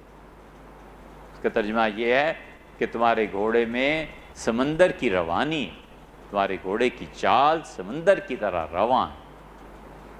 ترجمہ بھی وہ کرنا چاہیے نا جس سے کم اردو پڑھے کوئی تو سمجھ تو آئے نا کہ ہے کیا. ایسے ایسے ترجمے کرتے ہیں ہنسی چھوٹتی. اس لیے یہ اچھے معنی میں ایک آدمی کی طبیعت اور مزاج ایسا ہے کہ اس کا گزارا اے سی کے بغیر نہیں ہوتا، لگائے اے سی، کس نے روکا ہے؟ ٹھیک ہے، اس کا مزاج ہے. ایک آدمی ہے اے سی سے وحشت ہوتی ہے، کہتا ہے سر درد ہونے لگتا ہے، بند کرو پنکھا کافی. بالکل ٹھیک ہے حضرت، پنکھا کافی ہے، کوئی حرج نہیں. اپنے اپنے مزاج کی بھی بات ہوتی. کئی جگہ ایسے ہوتا ہے کہ پنکھے کی ہوا شوہر کے لیے ناگوار ہے، وہ کہتا ہے اے سی چلاؤ، بیوی کہتی ہے میں اس کمرے میں نہیں رہ سکتی، دوسرے کمرے میں. ہر ایک کا مزاج ہے اپنا اپنا. اللہ فرماتے ہیں یہ سب چیزیں تفاخر بینکم، فخر ہے ایک دوسرے کے مقابلے میں. ایک آدمی کہتا ہے کہ پیسہ تو میرے اکاؤنٹ میں ہے جناب، اور ایک آدمی کہتا ہے یار اللہ نے مہربانی کی ہے کچھ پیسہ جمع ہوا. پہلا فکرہ بالکل باطل ہے اپنی طرف نسبت، اور دوسرا فکرہ ایمان والے کا فکرہ ہے، وہ کہتا ہے یار اللہ کی توفیق ہے، اللہ نے اولاد دی، اللہ تعالیٰ نے یہ سب چیزیں. اللہ کوئی اولاد کی تعریف کرتا ہے تو کہتا ہے یار اللہ کا مال ہے، میرا کچھ نہیں، یہ پروردگار عالم اس نے احسان فرمایا ہے. شرم آتی ہے کہ گاڑی، مال، پیسہ، ان چیزوں کی نسبت میری طرف ہو، شرم آتی ہے. کہتا ہے اللہ کا احسان. اس لیے کہ اسے 4 ٹائروں سے زیادہ 4 آدمیوں کی یاد رہتی ہے کہ ابھی تو فی الحال میں ہوں نا ڈرائیونگ سیٹ پہ، اور کسی دن 4 اور ڈرائیونگ سیٹ پہ آ جائیں گے اور اٹھا کر لے جائیں. بھولے سے بھی نیکی کا انتصاب اپنی طرف نہیں کرتا کہ میں نے، نہ کہتا نہیں اللہ کی توفیق. نیکی ہے تو کیا پتہ یار اللہ قبول فرما لے تو اچھا ہے، نہ قبول کرے تو وہاں کیا اجارہ ہے ہمارا. اس لیے اچھے معنی میں بھی ہو سکتا ہے، برے معنی. وَتَكَاثُرٌ فِي الْأَمْوَالِ وَالْأَوْلَادِ، اور مال کی کثرت اور اولاد کی کثرت. اولاد میں بھی بیٹے زیادہ ہوں، اس لیے کہ قوت بازو ہے نا کل کو کام آئیں. اور نہیں جانتے کہ رسول اللہ صلی اللہ علیہ وسلم نے بچیوں کو دیکھا اور آپ نے فرمایا کُنَّ لَهُمْ سَتْرًا، یہ بچانے والی ہوں گی اپنے باپ کو قیامت کے. حدیث میں آتا ہے جہنم کا حکم ہو جائے گا باپ کو، بیٹیاں چمٹ جائیں گی اور کہیں گی پروردگار ہمارا باپ ہے، اسے معاف فرما دے. اور اللہ کہے گا بیٹیوں کی سفارش میں باپ کے حق میں قبول کرتا ہوں، لے جاؤ اپنے والد کو جنت. یہ بچیاں یہ قیامت کا ذخیرہ ہے. یہ لڑکی یہ قیامت میں اللہ کہتا ہے وَإِذَا الْمَوْءُودَةُ سُئِلَتْ بِأَيِّ ذَنبٍ قُتِلَتْ، اور قیامت میں ہم پوچھیں گے یہ زندہ گاڑ دی جانے والی کس جرم میں ماری گئی؟ اس بیچاری کا کیا جرم تھا کہ تم نے زمین میں اسے گاڑ دیا تھا؟ اسی لیے رسول اللہ صلی اللہ علیہ وسلم بہت نصیحت فرماتے تھے کہ دیکھو عورتوں کے حقوق کا خیال رکھنا، بچیوں کے حقوق کا خیال رکھنا. وہ غلام نہیں بن جاتی. شوہر اور بیوی کے درمیان کوئی تعلق اصلاً نہیں ہوتا. ماں اصل تعلق ہے، بہن اصل تعلق ہے، ایک کسی خاندان کی دوسرا کسی خاندان کا، ایک نکاح کے بندھن نے انہیں باندھا ہے، وگرنہ حقیقت میں ان کا کوئی تعلق نہیں. عدت پوری ہوئی وہ دوسرا نکاح کر لے. یہ تدفین کر کے آیا، اگلے دن شادی رچا لی، اصلاً ان دونوں میں کوئی تعلق نہیں۔ اسی لیے خدا نے دونوں کا مال بھی الگ رکھا ہے، اور خدا نے یہ بتایا ہے کہ تمہاری زر خرید باندھی، کیا تمہارا تو اس سے کوئی ایک نکاح کے بندھن کے علاوہ کوئی تعلق ایسا نہیں ہے، بہن ماں پھر کوئی تعلق ہے، اونچ نیچ ہو جاتی ہے، یہ تو بالکل تمہارے ساتھ ایک بندھن میں بندھی ہوئی ہے، تمہاری باندھی نہیں ہے، زر خرید نہیں ہے، اس کے ساتھ کوئی خراب سلوک نہ کرنا۔ اسی لیے سورہ النساء میں اللہ نے بار بار عورتوں کے حقوق جو بیان کیے ہیں، اور خاص طور سے مذہب کے نام پہ استحصال، مذہب کے نام پہ بچیوں کو وراثت سے محروم کرنا اب تک چلا آ رہا ہے، کون پوچھتا ہے؟ خاص طور سے بیٹوں کے مقابلے میں انہیں کم تر سمجھنا، ان بچیوں کے حقوق کا خیال نہ کرنا، اور معاذ اللہ استغفر اللہ ایسے جاہل ناہنجار بھی دیکھ کے شے دے کے بیٹے کو آگے بڑھاتے ہیں تاکہ بچی کو احساس ہو کہ تم کچھ نہیں ہو، میرا بیٹا ہی سب کچھ ہے۔ کوئی اسلام کا ان چیزوں سے تعلق؟ اسی لیے اسلام بدنام ہوتا ہے کہ وہ لوگوں کے حقوق پورے نہیں کرتے، اور مسلمان کا فعل اسلام گنا جاتا ہے۔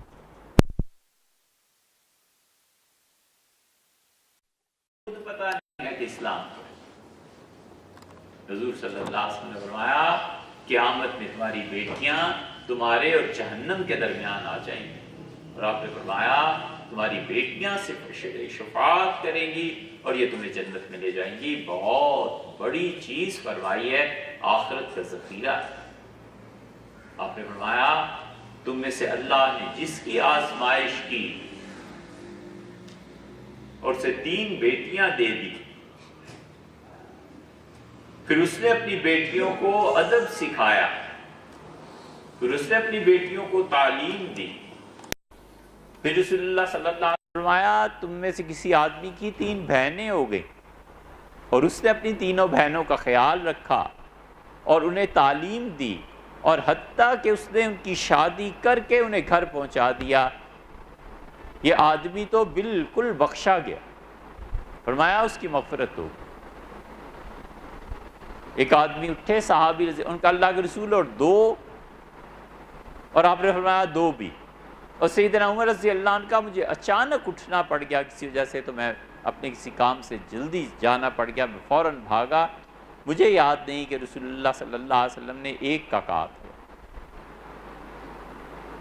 اس لیے اپنی بچیوں کی تعلیم، تربیت، ان کا خیال، انہیں گھر پہنچانا، شادی بیاہ کے لیے اچھے رشتے تلاش کرنا، یہ سب کا سب اس میں شامل ہے کہ انسان اپنی اولاد کو ٹھکانے لگائے، اپنی اولاد کی فکر نہیں، وہ جو مرضی کرے، باقی سارے جہان کی فکر ہے کہ سارا جہان۔ یہ کیا طریقہ؟ اس لیے ہمیشہ اپنی اولاد پہ مال خرچ کرنا، جان خرچ کرنا، اپنی اولاد کو اچھائی کی راہ دکھانا، یہ اصل میں شریعت کا ایسا۔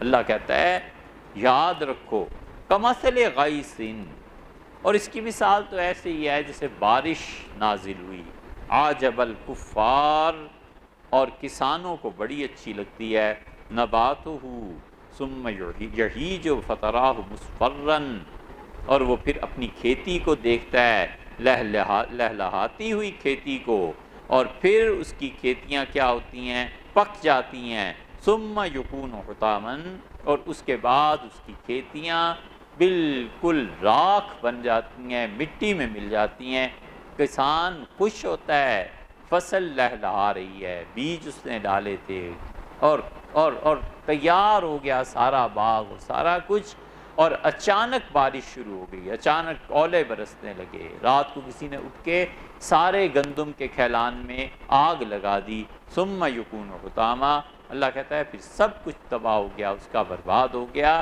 اب اس کھیتی کا کیا فائدہ اور کیا کرنا؟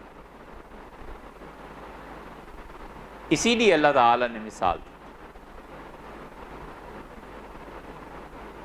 وہ جو تل ہوتا ہے نا، اس تل پہ چیزیں اگتی ہیں،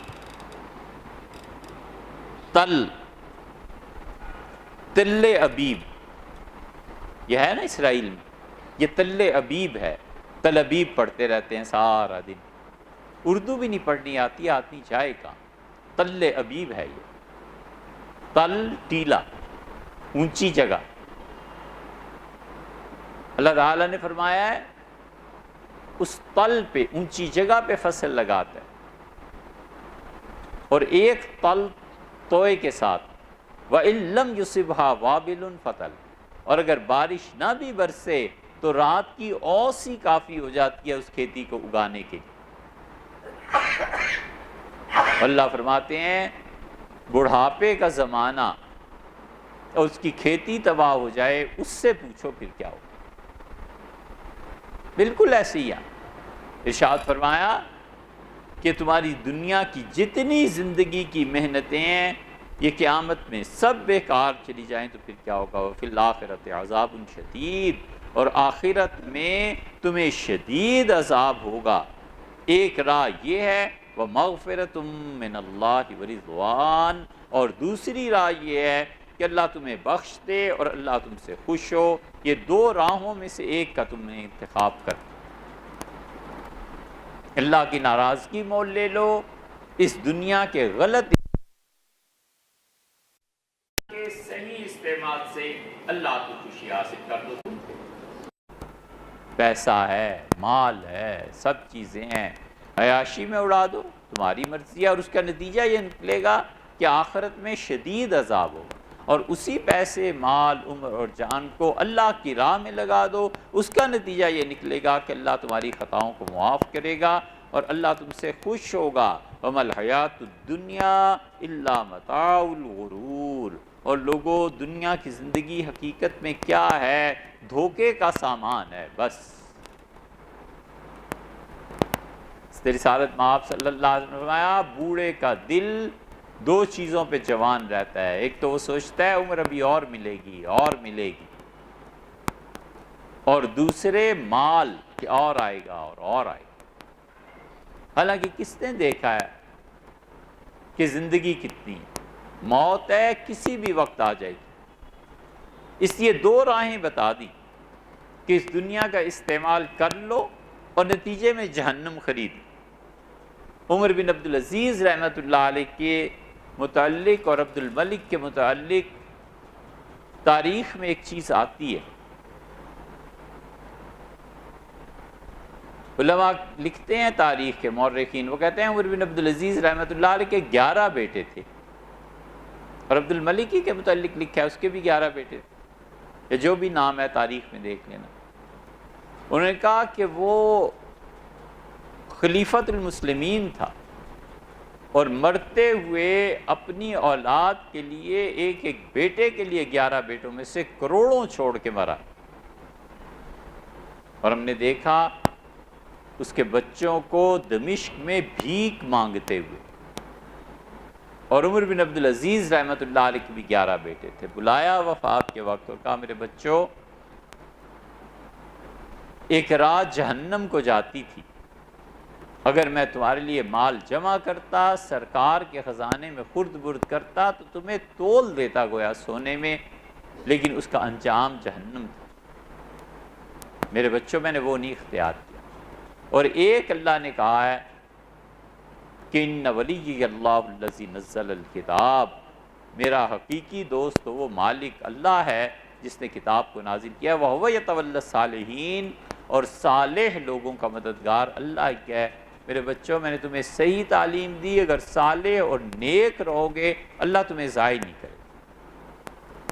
وہ کہتے ہیں کہ عمر بن عبدالعزیز رحمۃ اللہ علیہ کے 11 بیٹے تھے، ایک ایک بیٹے کو وزیر اور سفیر بنتے دیکھا، اس کے بیٹوں کے ساتھ یہ ہوا اور اس کی اولاد کے ساتھ ہوا۔ اللہ فرماتے ہیں دونوں راستے تمہارے اختیار، کرو جو کچھ کرنا ہے۔ سابقوا الی مغفرۃ من ربکم، پھر ایک راستے کے متعلق کہا، فرمایا آگے بڑھو، دوڑو، الی مغفرۃ من ربکم، اپنے پروردگار کی بخشش کی طرف۔ غفر عربی میں کہتے ہیں ڈھانپ دینا، تمہاری خطاؤں کو اور تمہارے گناہوں کو ڈھانپ دے گا، پتہ بھی نہیں چلنے دے گا۔ بالکل خاموشی کے ساتھ اس دنیا سے پاک کر کے لے جائے گا۔ بھاگو، چلو، دوڑو اللہ کی بخشش کی طرف۔ اللہ بخشتا ہے، مہربان، بخشنے پہ آئے تو معمولی سی چیز پہ بخش دیتا ہے، ایک فکرے پہ بھی بخشش ہو جاتی، اور عذاب بھی ایک فکرے پہ۔ حضور صلی اللہ علیہ وسلم نے اسی لیے زبان کے متعلق کہا کہ اسے احتیاط سے استعمال کرنا چاہیے۔ آپ نے کہا تمہاری زبان سے نکلا ہوا ایک جملہ اللہ کو اتنا پسند آتا ہے، اللہ فرماتے ہیں اس جملے کو لکھو اور میں اس سے ملوں گا جس دن، اس جملے کی وجہ سے خوشی سے ملوں گا۔ اور دوسرا جملہ فرماتے ہیں اس سے بھی لکھو اور میں اس سے ملوں گا، اور اس جملے کی وجہ سے میں اس سے ناراض ہوں ہمیشہ کے۔ سابقو، آگے بڑھو، الی مغفرۃ من ربکم، اپنے پروردگار کی بخشنے کی طرف۔ بخشش کا میدان بڑا وسیع ہے۔ ایک مرتبہ توبہ کر لے، پھر بھول جائے کہ بس ہو گئی توبہ، اب گناہوں کو یاد کرنے کی بھی ضرورت نہیں، اللہ سے معافی مانگ۔ اسی لیے اللہ بار بار لوگوں کو کہتا ہے میری طرف رجوع کرو۔ یہی جگہ فرماتے ہیں وَمَن يَغْفِرُ الذُّنُوبَ إِلَّا اللَّهُ، اور لوگوں اللہ کے علاوہ کون ہے جو گناہوں کو معاف کرے۔ ایک جگہ فرماتے ہیں کہ میرے بندوں سے کہیے لا تقنطوا من رحمت اللہ، اللہ کی رحمت سے کبھی مایوس نہ ہو۔ ایک جگہ فرماتے ہیں انہ لا ییأس من روح اللہ، اور اللہ کے فیض، اللہ کی مہربانی اور اس کی رحمت سے تو بس وہی محروم ہوتا ہے، وہی مایوس ہوتا ہے، وہی مایوس ہوتا ہے جو گمراہ ہے۔ اس لیے کہتے ہیں آگے بڑھو، نیکی کے کام کرو، وَجَنَّتٍ، اور محنت کرو اس جنت کے لیے، عرضها كعرض السماء والارض، جس کا عرض اتنا ہے کہ تمہارا آسمان اور زمین کا جیسے عرض۔ عرض عربی میں کہتے ہیں پیش کرنا، کسی کے سامنے کوئی چیز رکھنا۔ کپڑا خریدنے جائیں نا تو عورتیں پوچھتی ہیں بر کتنا ہے، عرض کتنا ہے اس کا۔ وہ اس لیے کہ دکاندار کپڑے کو پیش کرتا ہے عرض کے، یہ طریقہ ہے کہ عرض چھوٹا ہوتا ہے نا تو خاتون اس کو ایک نظر میں دیکھ سکتی ہے۔ جو ماہر ہوتا ہے نا کپڑا بیچنے کا، اس کا بھی ایک طریقہ اور ادب ہے۔ اب ماہر چونکہ ہوتے نہیں، تربیت ہوتی نہیں، اس لیے طول کھول دیتے ہیں، وگرنہ پہلے زمانوں میں جو ماہر تھے وہ عرض پیش کیا، پیش کرتے تھے، بارڈر اس کے پکڑے دونوں طرف سے کنارے، اور عورت کے سامنے رکھ دیا تاکہ پہلی نظر میں ہی وہ سارے کپڑے کو دیکھ لے کہ کپڑا کیسا ہے۔ یہ ادب وہ ہم نے سیکھا ہی نہیں، خیر سے ہماری پوری تہذیب ہی اس سے بری ہے۔ حضور صلی اللہ علیہ وسلم اتنا خیال فرماتے تھے کہ ایک آدمی کو دیکھا کسی کام کے لیے، اسے ایک جوتا پہنا اور بھاگ پڑا، بلایا اور فرمایا یا دونوں جوتے اتار کے چلو یا دونوں جوتے پہن۔ ادب ہے، احترام ہے، زندگی کی یہ صلاحیت، زندگی کی یہ چیزیں، تو عرض اس کو کہتے ہیں۔ اس سے مفسرین نے ایک تفسیر یہ بھی کی ہے کہ اللہ نے فرمایا جنت کے لیے کام کرو جس کا عرض تمہارا آسمان اور زمین ہے، یعنی زمین اور آسمان کی چوڑائی، لمبائی نہیں، لمبائی تو پھر پورے تھانوں کے تھان ہے نا، زمین اور آسمان کی چوڑائی کو اگر تم دیکھو تو جنت کی چوڑائی اس سے بھی کہیں زیادہ، لمبائی تو ایک طرف رہی نا۔ اللہ کہتے ہیں اتنی بڑی ہے میری جنت، اس کے لیے کام کرو۔ اور اعدت للذین آمنوا باللہ ورسلہ، ہم نے در حقیقت یہ جنت ان لوگوں کے لیے بنائی ہے جو ایمان لائے اللہ پر اور اس کے رسولوں پر۔ پہلے دعوت دی کہ والذین آمنوا باللہ ورسلہ، اور جو لوگ ایمان لائے اللہ تعالیٰ پر اور اس کے رسولوں پر علیہم الصلاۃ والسلام، ان کو یہ اجر ملے گا۔ دعوت دی کہ یعنی یہ کام کرو، اور پھر آخر پہ یہاں پہنچ کے اس آیت میں یہ کہہ دیا کہ عدت للذین آمنوا باللہ ورسلہ، ہم نے حقیقت میں بنائی ان لوگوں کے لیے یہ جنت۔ جہنم کا ذکر آیا، اعدت للکافرین، اصل میں جہنم کافروں کے لیے بنائی، اصل میں جنت ایمان والوں کے لیے بنائی۔ اصل یہ ہے، اللہ نے ارادہ فرمایا کہ ایک بہت بڑی بستی تعمیر کرے گا، پلاٹس دے گا. پھر اللہ نے اس زمین میں کھیتیاں، سبزہ، نہریں جاری کی. پھر اللہ نے اپنی اس کالونی میں بڑے بڑے محل بنائے، اور اللہ تعالیٰ نے اس کالونی میں خوشبودار ہوائیں اور پرندے اور کیا کیا چیزیں رکھی. کہا یہ ہماری بستی ہے.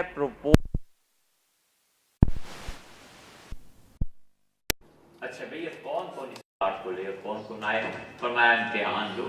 ایک مخلوق پیدا کرتے ہیں، جو کوالیفائی کر گیا اس کا پلاٹ جان دے. اتنی سی بات ہے. یہ دنیا امتحان کے لیے بھیجی گئی ہے.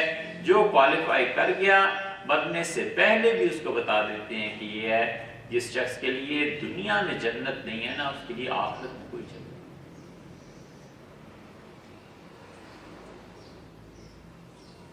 اس لیے دنیا میں دکھا دیتے ہیں جنت ہے. موت سے پہلے بشارتیں ہونے لگتی ہیں، یہ ہو رہا ہے. موت سے پہلے لینے والے آ جاتے ہیں، خاندان آ جاتا ہے، ماں باپ جو بخشے گئے، دادا پردادا، وہ آ جاتے ہیں، بتا دیتے ہیں کہ اب وقت قریب ہے، چلو تمہارا پلاٹ اور تمہارا مکان اور تمہارا گھر وہ سب ہم انتظار کر رہے ہیں، کب آ رہے. یہ چیزیں ہو جاتی. اس لیے اللہ کہتا ہے عدت ہم نے بنائے ہی ان کے لیے للذین آمنوا باللہ ورسولہ، جو اللہ پر ایمان لایا اور اس کے رسولوں پر علیہ السلام. ذالک فضل اللہ یؤتیہ من یشاء، اور لوگوں یؤتیہ من یشاء، جس کو چاہتے ہیں ہم اپنا فضل نصیب کرتے ہیں. اللہ کا فضل، اللہ کی مہربانی. تمہارے اعمال ایک درجے تک ہیں، اس کے باوجود کوالیفائی نہیں کر سکو گے اس جنت کے لیے، ہم اپنا فضل شامل کر دیں. بالکل ایسا معاملہ جیسے گارڈ جھنڈی دکھاتا ہے اور ڈرائیور گاڑی چلاتا ہے. گارڈ جھنڈی نہ دکھائے، ڈرائیور گاڑی نہیں چلاتا، اور گاڑی رکی رہے گی جھنڈی کے اشارے پہ. دونوں کا آپس میں تعلق بنتا ہے. اسی طرح انسان کے اعمال اور اللہ کا فضل. وہ کہتا ہے اپنے اعمال کو ٹھیک کرو، اپنے کاموں کو ٹھیک کرو، ہم دینے کے لیے تیار ہیں. یہ سب چیزیں ہیں ہمارے فضل کی، ہم جسے چاہیں دیں. اسی لیے رسول اللہ صلی اللہ علیہ وسلم آیا تم میں سے کوئی شخص ایسا نہیں ہے جو اپنے اعمال کی بنا پر جنت میں چلا جائے. تو ام المومنین ام سلمہ رضی اللہ عنہ کہتی ہیں میں حضور صلی اللہ علیہ وسلم کے ساتھ پہ تیل مالش کر رہی تھی. میں نے کہا اللہ کے رسول اور آپ؟ تو آپ نے اپنے انگوٹھے اور 2 انگلیوں سے سر پکڑ لیا اور آپ نے کہا الا ان یتغمدنی اللہ برحمتہ. نہیں ام سلمہ، میں بھی اللہ اپنی رحمت سے ڈھانپ کے جنت میں مجھے لے جائے. اعمال صحیح رکھے، اس کے نتیجے میں حق تعالی شانہ احسان، اور بغیر اعمال کے احسان فرمائے یہ تو اس کی شہنشاہیت ہے، کوئی روک تھوڑا ہی ہے، اس کی مہربانی. ڈھونڈنے والوں کو دنیا بھی نہیں دیتے. کوئی قابل ہو تو ہم شان کہی دیتے ہیں، کوئی قابل ہو تو ہم شان کہی دیتے ہیں. ڈھونڈنے والوں کو دنیا بھی نہیں دیتے. جستجو، سفر، معرفت، اکتفا نہ کرنا، قناعت نہ کرنا اللہ کے قرب میں کہ نہیں اللہ اور جہاں قناعت نہیں کرنی چاہیے اللہ سے مانگنے میں اور اللہ کے قرب میں، وہاں دعائیں 2 چیزوں سے آگے نہیں چلتی، یا تو یہ کہ گناہ معاف کر دے یا یہ کہ رزق زیادہ دے، پیسہ ویسا زیادہ آ جائے. ہماری دعاؤں میں 2 ہی چیزیں اب رہ گئیں. معافی مانگ لیتے ہیں مسلمان، یا پھر پیسے ویسے کی دعا کر لیتے ہیں، اور کیا. اولاد کے لیے دولت مانگ لی، اپنے لیے مانگ لی، بری نہیں ہے، لیکن ہم سوچتے نہیں ہم کتنے محدود ہو گئے. اور پچھلے جو تھے وہ اللہ سے دولت بھی مانگتے تھے، گناہوں کی مغفرت بھی مانگتے تھے، اور خود اللہ سے اللہ ہی کو مانگتے تھے، نماز مانگتے تھے. اللہ سے تقوی اور خشیت مانگتے تھے، انصاف اللہ سے طلب کرتے تھے، کیا کیا چیزیں تھیں جسے اللہ سے مانگتے تھے، مگر ہم نے اپنی دعاؤں کو اللہ کی دو صفات کے ساتھ جوڑ لیا ہے، ایک رزاق ہونے کے ساتھ اور ایک غفار ہونے کے ساتھ۔ باقی کون ہے جو اللہ سے کہتا ہو کہ اللہ اپنی محبت نصیب فرما، اللہ اپنے اچھے بندوں کی محبت نصیب فرما، جو تیری محبت میں کارگر ساتھ۔ کتنے ہیں جو دعا مانگتے ہیں یا اللہ اس نماز کو میری اولاد میں بھی جاری فرما، کتنے؟ اور جو ہیں وہ بھی سوچیں جتنا رزق اور پلاٹ اولاد کے لیے مانگتے ہیں اتنا دین دیندار کر، یہ سب ہمارا انحطاط ہے، اور اس کی ایک بڑی وجہ اللہ معاف کرے یہ ممبر ہے۔ کہاں جائیں لوگ دین سیکھنے؟ جمعے میں، عید میں، کبھی 5 وقتہ نماز دی ہے تو مولوی صاحب نہ وہ پڑھیں، نہ وہ تعلیم دیں، نہ اس آدمی کی فکر میں علم کی وجہ سے جو ارتفاع پیدا ہوتا ہے، بلندی، نہ وہ پیدا۔ پڑھو جمعے، سیاست کی نظر اور پارٹیز کی نظر۔ ہم نے ایک مولوی صاحب کو دیکھا، اللہ مغفرت فرمائے ان کی، سارے ٹینچ باٹا میں ہوتے تھے، سارے ہفتے کے اخبارات دکاندار کے پاس بڑے اہتمام سے جمع ہوتے تھے، اور جمعے کے دن کوئی گھنٹہ 1.5 گھنٹہ اخبار ایک ایک نکال کے تبصرہ فرماتے تھے کہ اس نے یہ کہا، اس نے یہ کہا، اس نے یہ کہا۔ یہ سیاستدان ہے، کسی کی مجال تھی کہ اٹھ کے کھڑا ہو کے کہے، اس لیے کہ وہ ظاہر ہے مولوی صاحب کی زبان بھی ایسی۔ یہ مذہبی قیادت ہے نا، ہمیں کیوں نہیں خیال آتا کہ ہم اپنے نمازی مقتدی ان کا معیار بڑھائیں۔ امام جتنا متقی ہوتا ہے اس کے پیچھے نماز پڑھنے والے لوگوں میں تقویٰ آ جاتا ہے، امام کا بڑا اثر پڑتا ہے۔